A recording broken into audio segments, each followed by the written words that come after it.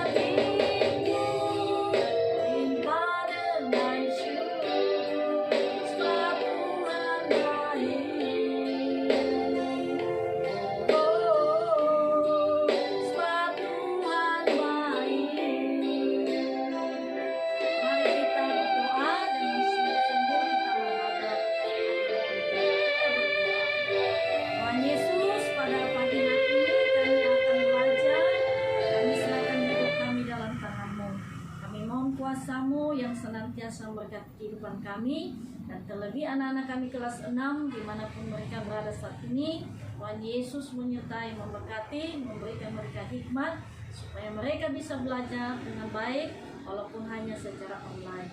Terima kasih Tuhan Yesus, berkati jaringan, berkati penerangan supaya pembelajaran kami saat ini boleh terlaksana dengan lancar. Dalam nama Tuhan Yesus kami sudah berdoa. Amin. Baik anak-anak kami, sebelum kita masuk dalam pembelajaran, Ibu mau mengabsen. Silakan nanti anak-anak kami mengangkat tangannya kalau Ibu menyebut namanya. Baik, Abdel hadir. Ya, Hengki, Ekles. Ada ya. Jadi semua anak-anak kami hadir, ada 9 orang ya pada hari ini. Anak-anak kami sudah masuk dalam kelas. Baik anak-anak kami, kita akan masuk dalam pembelajaran. Tetapi Ibu mau ingatkan, Ibu mau tanya, apakah kalian masih ingat pembelajaran minggu yang lalu? Ya, masih ingat, betul.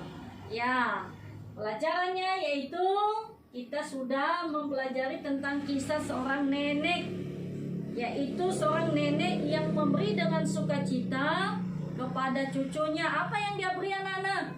Ya betul, sekuntum bunga. Berarti anak-anak kami sudah mempelajarinya. Ya, luar biasa anak-anak kami pada hari ini. Nah, sekuntum bunga menurut nenek bagaimana?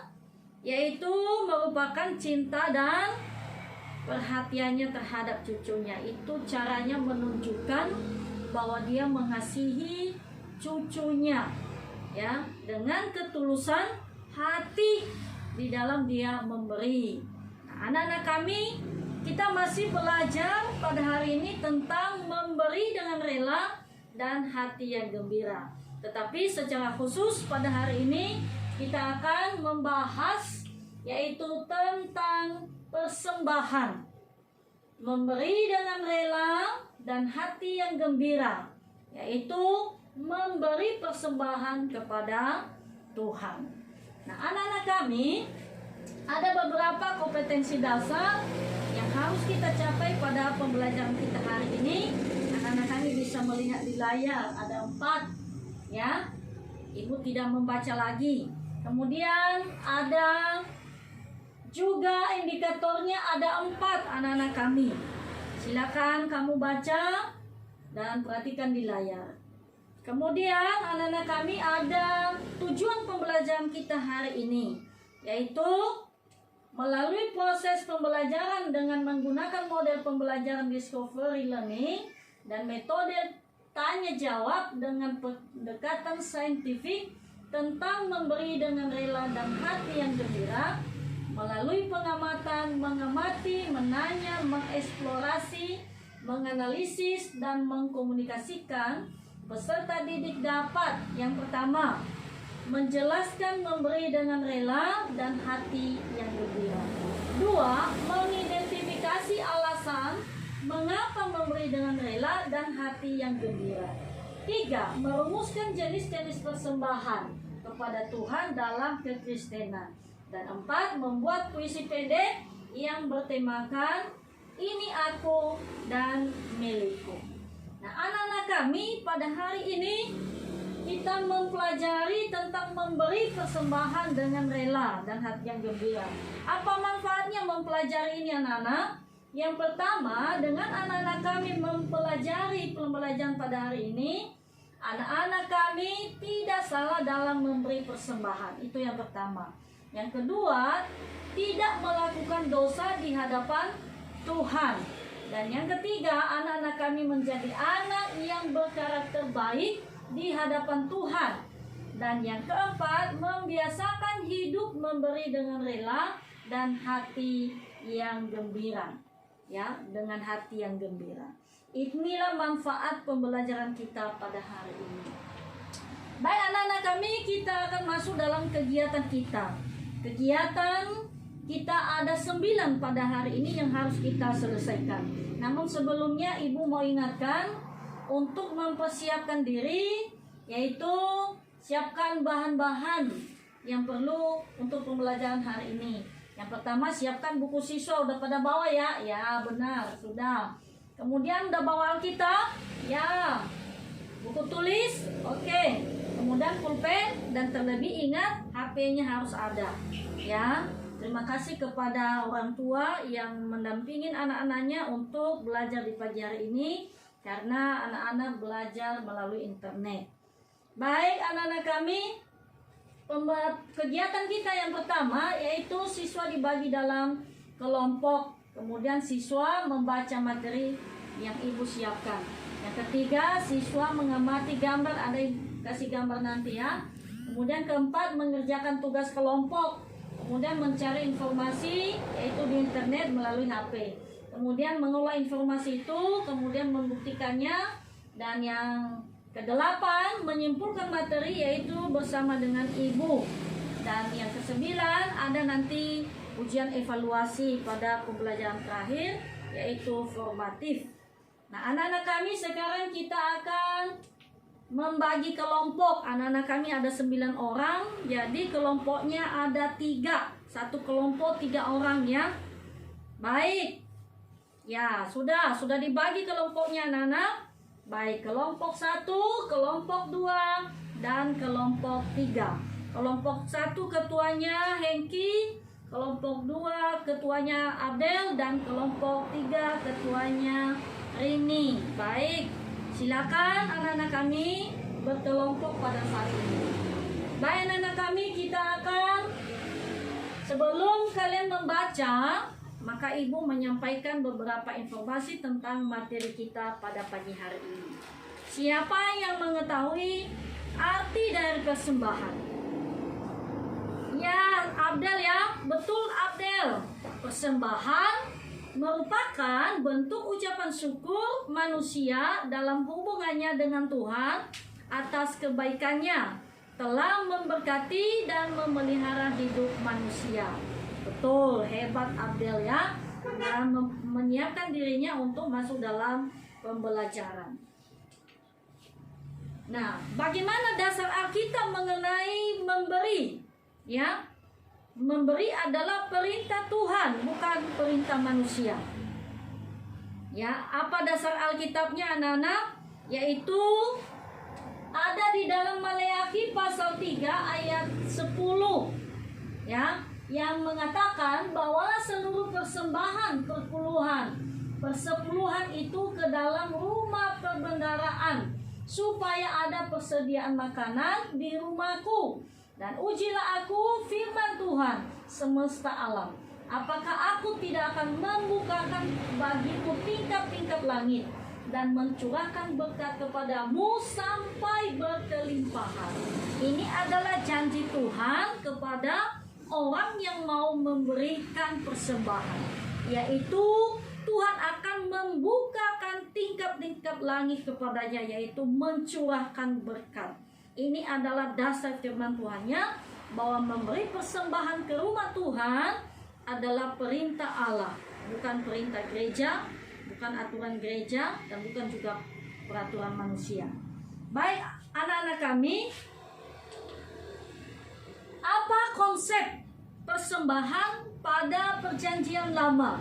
Yaitu berbeda dengan konsep persembahan di perjanjian baru. Kalau di perjanjian lama, konsepnya adalah persembahan dalam Alkitab perjanjian lama mencatat bahwa yang dimaksud dengan persembahan adalah korban bakaran yang diberikan manusia kepada Tuhan dalam menebus kesalahannya, dan juga sebagai salah satu cara bersyukur atas berkat yang diterima dari Tuhan. Jadi pada masa perjanjian lama dalam Alkitab dijelaskan bahwa persembahan itu adalah korban bakaran. Ya, itu apa korban bakarannya? Yaitu ditetapkan oleh Tuhan. Korban bakarannya dibawa kepada Tuhan dalam bentuk ternak.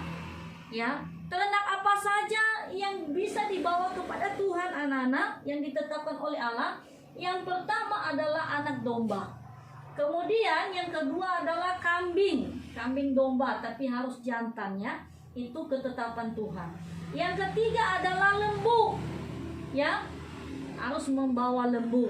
Kemudian yang keempat, burung merpati atau burung tekukur, bagi orang yang memang keadaan ekonominya tidak bagus, tidak ada, ya, di bawah standar kemiskinan. Jadi Tuhan sudah menyediakan burung merpati. Nah, anak-anak, pada masa itu persembahan ini diberikan oleh bangsa Israel, oleh Abraham, oleh Adam, Hawa, Kain, dan Habel, yaitu untuk penebusan dosa. Jikalau ada orang yang melakukan dosa, maka dia harus membawa ternak ini. Korban harus menanggung rasa bersalah karena dosa sehingga ia pun diampuni. Allah sendiri adalah orang yang telah mengambil tempat di kayu salib untuk menggantikan seluruh umat manusia. Ya, pada masa perjanjian lama ini kita nggak perlu melakukannya anak-anak sekarang, nggak perlu lagi kasih persembahan korban. Kenapa? Karena korban satu-satunya yang sudah mengorbankan dirinya adalah Yesus Kristus sebagai anak domba Allah. Jadi kita di zaman perjanjian baru tidak perlu lagi mempersembahkan korban bakaran, karena Yesus sudah menggenapinya. Yesus sudah menjadi anak domba sekali untuk selama-lamanya. Baik anak-anak, jenis-jenis persembahan pada masa perjanjian lama yaitu korban bakaran, kemudian korban keselamatan, korban pengampunan, korban syukur dalam bentuk gandum atau hasil panen atau buah. Kemudian korban perpuluhan yaitu dibawa uang, ya. Kemudian korban penghapusan dosa itu tadi yang dikatakan binatang-binatang dibawa kepada Tuhan. Segala persembahan diberikan kepada Tuhan sebagai ucapan doa. Persembahan dari hasil pertama diberikan kepada Tuhan dan hasilnya sebagian diberi kepada imam Lewi pada masa itu. Ya, apa manfaat persembahan itu yang harus dibawa kepada Tuhan? Yaitu menghapus dosa, ucapan syukur, bentuk penghormatan kepada Allah, membangun bait Allah, diberi kepada imam Lewi. Siapa imam Lewi ini? Adalah mereka yang melayani Tuhan. Mereka dipilih untuk pelayanan di mezbah Tuhan. Nah, anak-anak kami, inilah manfaat persembahan pada masa perjanjian lama. Nah, anak-anak kami, ini adalah domba. Nah, siapa yang tahu makanan domba apa?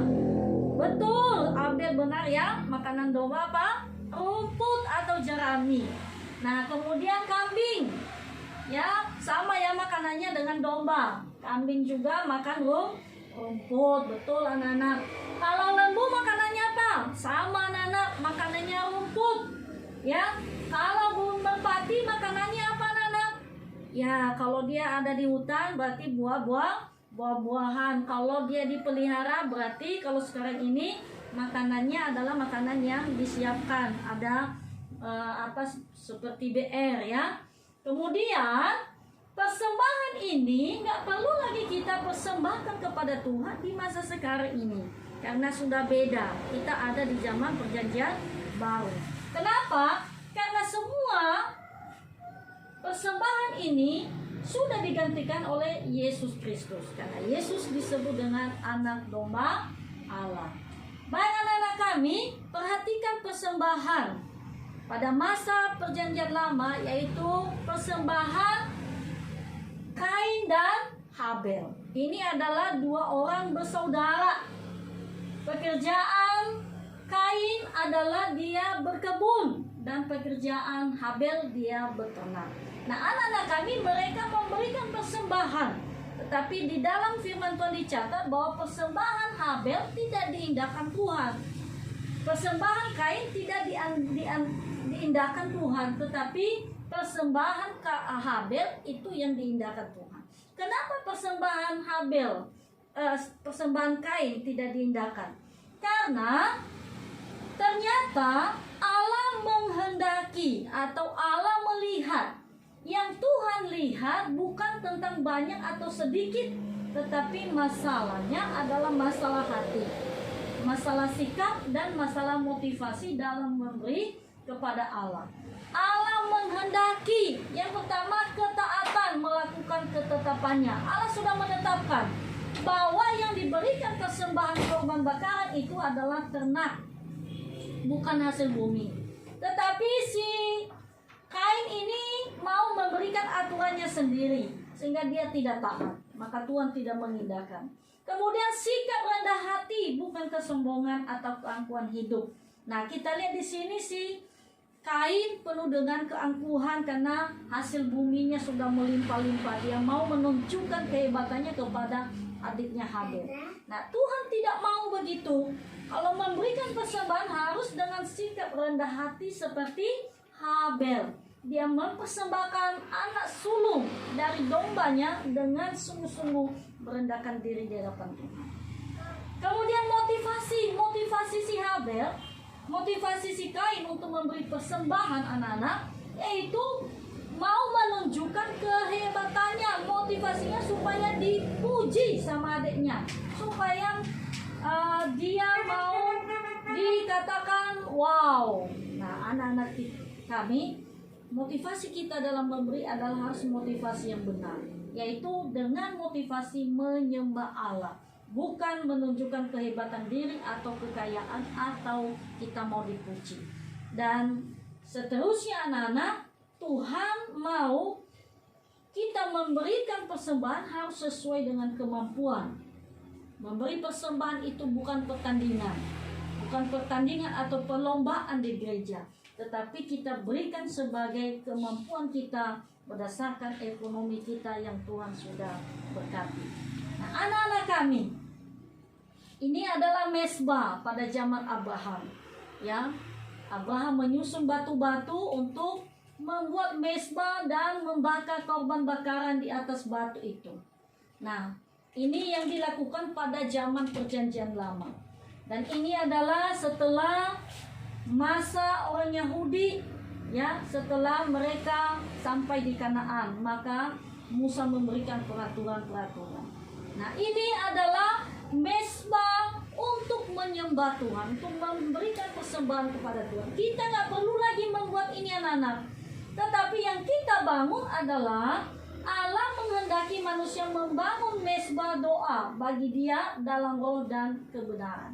Tidak perlu lagi menyusun batu seperti Abraham. Tetapi kita akan membangun mezbah kita dalam keluarga dimanapun kita berada. Dan Allah menghendaki pertobatan, bukan korban bakaran. Allah menghendaki belas kasihan, bukan harta kekayaan. Kenapa anak-anak? Karena semua itu adalah dari Allah dan milik Allah.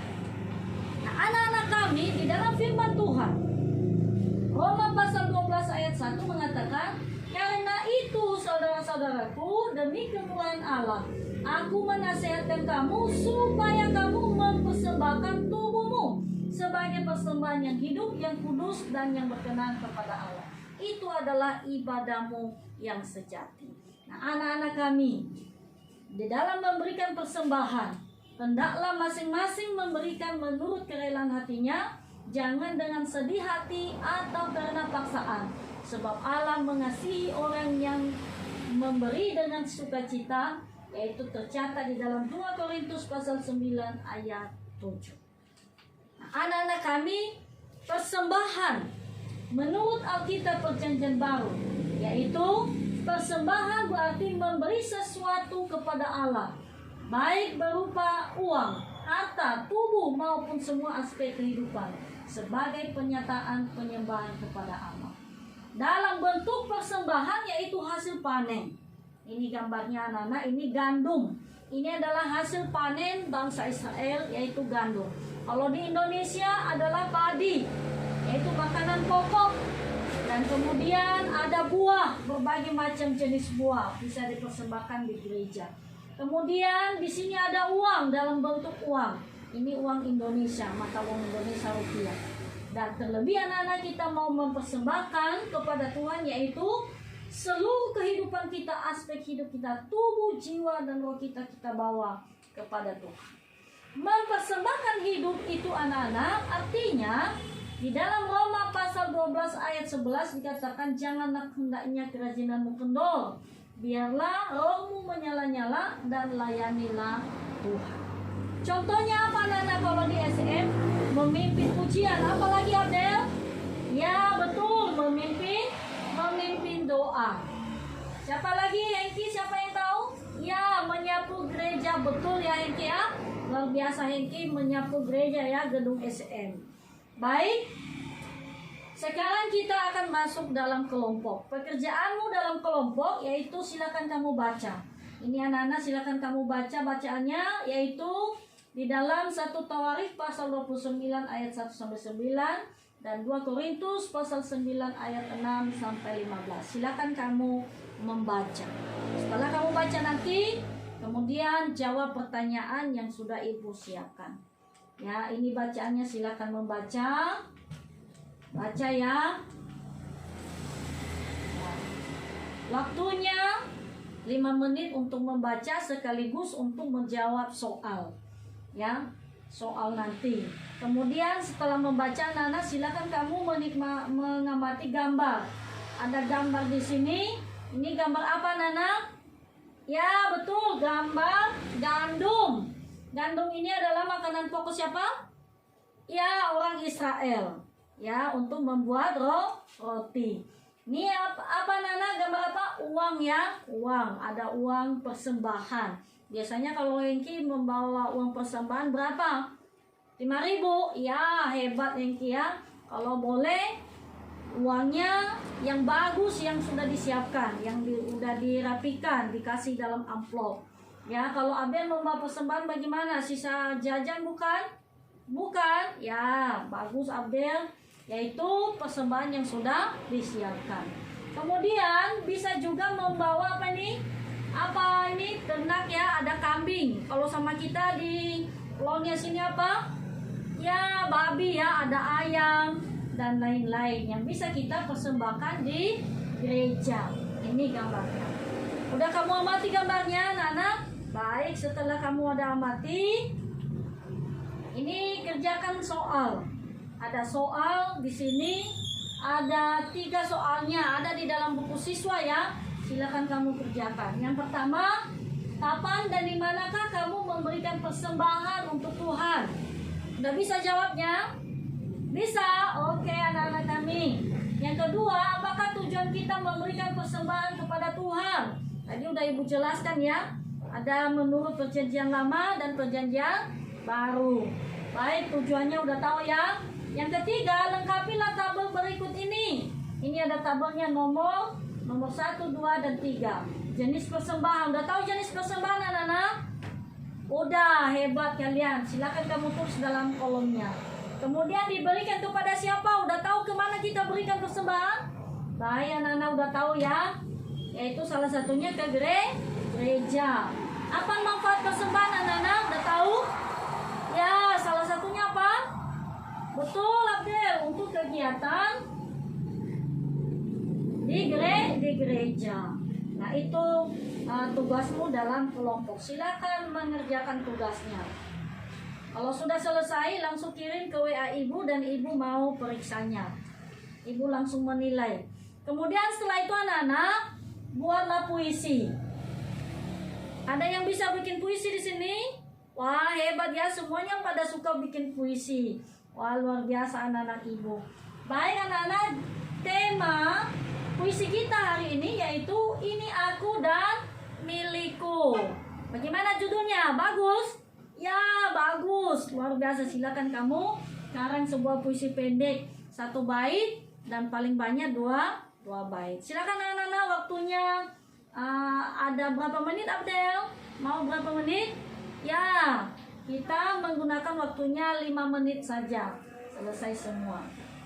Baik anak-anak kami, sambil mengerjakan puisi dan sambil kamu buka HP, kamu cari informasi ya tentang orang yang suka memberi di Alkitab. Siapkan Alkitabmu, buka. Siapa tokohnya ada di dalam bacaanmu yang sudah kamu baca tadi. Silakan kamu lihat. Kalau di dalam bacaan tadi, siapa yang tahu? Ya, betul, Daud. Berapa Daud menyumbangkan harta bendanya berapa? Ya, 3.000. Ya, 3.000 emas. 3.000 apa? Ya, talenta. 3.000 talenta emas. Kemudian 3.000 talenta perak. Nah, berapa itu Abdel? Ya, kalau dihitung itu, kalau 1 talenta sekarang 34 kilo. Berapa kilo emas yang disumbangkan oleh Daud? Coba berapa? Ya, 3.000 kali 34 kilogram. Ya, 1 talenta 34 kilogram. Berapa? Nanti kamu jawab di situ ya. Kamu hitung. Kemudian anak-anak kami, kalau kamu udah dapat siapa tokoh di dalam Alkitab, cari tokoh di internet. Mungkin di Indonesia tokoh yang suka memberikan persembahan. Ya, mungkin ada tokoh di kampungmu, di lingkunganmu. Silakan kamu catat namanya. Ya, kampung mana. Kemudian catat juga pasal berapa yang sudah kamu dapat. Udah dibuka HP-nya? Sudah dapat siapa? Ya, kalau di Alkitab siapa yang ini kelompok 1 siapa yang sudah dapat? Ya, siapa? Ya, Salomo. Ya, membangun bait Allah. Kelompok 2, siapa yang sudah kamu dapat? Janda miskin. Wah, hebat. Yaitu seorang janda yang miskin, dia memberikan sepenuhnya kepada Tuhan. Ya, siapa yang kelompok 3? Siapa yang kamu dapat yang suka memberi? Abraham. Oh, hebat. Abraham memberikan apa persembahan kepada Tuhan? Yaitu korban bakaran. Kemudian bahkan Abraham mempersembahkan anaknya. Siapa nama anaknya, Nana? Ishak. Ya, betul, hebat kalian ya. Ishak nama anak si Abraham. Nah, setelah itu anak-anak, kamu tukar informasi sama kelompok. Sudah dibagikan melalui WA? Sudah? Baik, anak-anak kami hebat sekali. Sekarang anak-anak, kita akan menarik kesimpulan dari pembelajaran yang sudah kamu baca tadi. Apa pembacaan kamu tadi? Apa? Ya, Tawarikh pasal 29 ayat 1 sampai 9. Ini kesimpulannya anak-anak, kita tarik kesimpulan dari bacaanmu. Yang pertama, kesukaan dan komitmen kepada kerajaan Allah. Yang kedua, kesediaan untuk mempersembahkan diri milik kita kepada Allah. Baik anak-anak, ini kita harus memiliki hobi untuk memberi. Kemudian kita harus siap untuk mempersembahkan apapun yang kita punya, hidup kita dan harta kekayaan kita. Ketiga, sukacita yang timbul dari memberi dengan sukarela. Dengan kita rela memberi, maka kita akan mendapatkan sukacita, ya, sukacita yang besar. Kemudian anak-anak, yang keempat apa? Pengakuan bahwa apa yang kita peroleh berasal dari Allah. Betul anak-anak, ya. Semua yang kita miliki adalah dari Allah, milik Allah. Yang kelima, kerendahan hati, seperti si Habel tadi ya. Habel ya yang memberikan dengan kerendahan hati, atau si Kain? Ya, betul si Hengki, yaitu Habel, ya, rendah hati. Yang enam, motivasi memberi yang muncul dari hati yang tulus. Jadi kita harus memiliki motivasi yang benar. Apa motivasimu, Habel?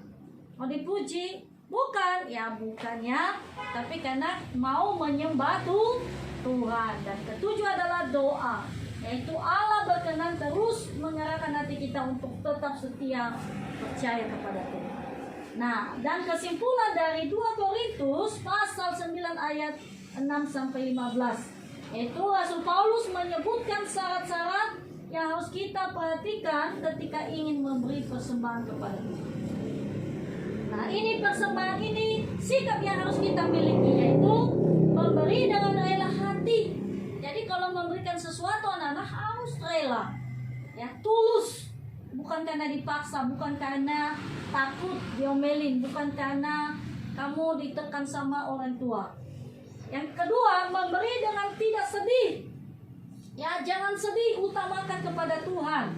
Ketiga, memberi dengan sukacita, harus dengan hati yang penuh dengan sukacita kepada Tuhan. Bagaimana orang yang bisa melakukan sikap ini? Adalah Tuhan mengasihi orang yang memberi dengan sukacita dan rela. Ada kunci yang Rasul Paulus berikan kepada kita supaya kita memiliki sikap memberi dengan sukacita dan rela hati. Baik anak-anak, yang pertama, Yesus ingin kita kaya. Kedua, harus membuat perencanaan. Ketiga, memperhatikan bagaimana Tuhan memberkati orang yang suka memberi. Keempat, kita harus menyadari bahwa hidup kita harus menjadi berkat. Yang kelima, memberi persembahan adalah ibadah kita kepada Tuhan. Nah, anak-anak kami, inilah kesimpulannya pada hari ini pelajaran kita. Siapa yang kasih kesimpulan? Ada? Ya, Abdel. Apa kesimpulanmu? Ya, nomor 1 ya. Nih, sumber segala sesuatu yang kita miliki di dunia ini berasal dari siapa, Del? Dari Tuhan. 2, Tuhan sudah lebih dahulu memberi kepada kita. Yang ketiga, sepatutnya kita juga harus memberi kepada Tuhan dan sesama. Yang keempat, yang ketiga, kita memberikan kepada Tuhan sebagai wujud terima kasih. Keempat, berilah dengan hati yang rela dan sukacita, maka Allah akan semakin mengasihimu. Kelima, kekudusan hidup kita adalah persembahan utama yang berkenan kepada Tuhan. Itulah kesimpulan pembelajaran kita hari ini anak-anak. Dan yang terakhir adalah silakan kamu mengerjakan evaluasi, yaitu soal formatif. Ibu sudah kirim di WA-mu masing-masing. Kamu bisa mengerjakannya dan kirim hasilnya kepada ibu. Baik anak-anak, kita akan menutup pembelajaran kita. Kita akan berdoa. Tuhan Yesus, terima kasih hari ini kami sudah belajar dengan baik dan anak-anak kami sudah mengikutinya. Berkati mereka dengan luar biasa, dengan sukacita. Terima kasih Tuhan Yesus. Amin. Anak-anak kami yang bisa mengerjakan tugas-tugas dengan baik, maka ibu akan memberikan hadiah. Yang paling utama adalah nilai yang bagus. Dan nanti kalau kita sudah tatap muka, kita akan memberikan hadiah kepada peserta didik yang mendapat nilai yang baik. Terima kasih anak-anak, sampai jumpa. Jangan lupa berikan tugasnya di WA ibu. Bye.